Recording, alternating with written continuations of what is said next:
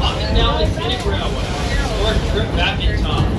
We are a 501c3 nonprofit operating museum, primarily operated by volunteer members and dedicated to the preservation, restoration, and operation of historic railroad equipment, education, and entertainment of the general public.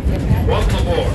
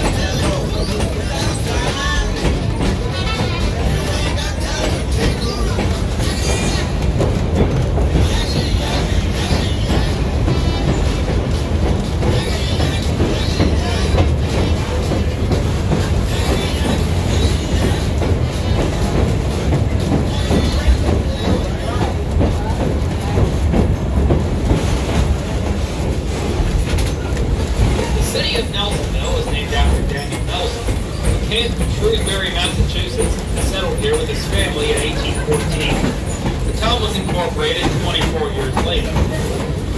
An important industry Nelsonville was known for was clay. In fact, you will soon be able to see the remaining brick kilns from the Nelsonville Brick Company on the left side of our train. The Hocking Valley Fire Clay Company was also located along this road, but all of the plant has been razed, except for the office building now occupied by the local BMW. The Nelsonville Brick Company's beehive-style kilns used fire to transform the clay into rock-hard brick. The remaining kilns have been restored and serve as a reminder to this area's brick-making industry. If you have the time after the ride, I would encourage you to check them out. The Nelsonville Brick Company carries both paving bricks, known as Nelsonville blocks, decorative bricks, and star bricks because of the unique star design on their tops. Star bricks were used for sidewalks and other depot platforms. As prominent as the clay industry was, Nelsonville and the surrounding communities were well known for their coal industries as well. The first load of coal was shipped in 1830. 15 bushels of coal were hauled by wagons to Columbus and sold for 4 cents a bushel. As the area's coal deposits were discovered, the urgent need for bulk transportation became increasingly apparent. The canal reached Nelsonville in 1840, but the canal system could not keep up with the rapidly developing industries. When the Columbus and Hocking Valley Railroad reached Nelsonville in 1869, an economic boom came to the area.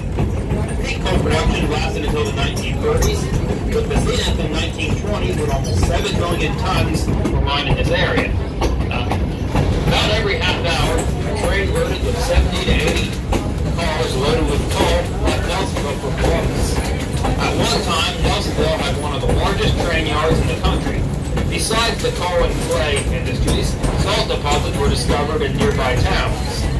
The owners of these industries used their influence to bring the railroad to the area.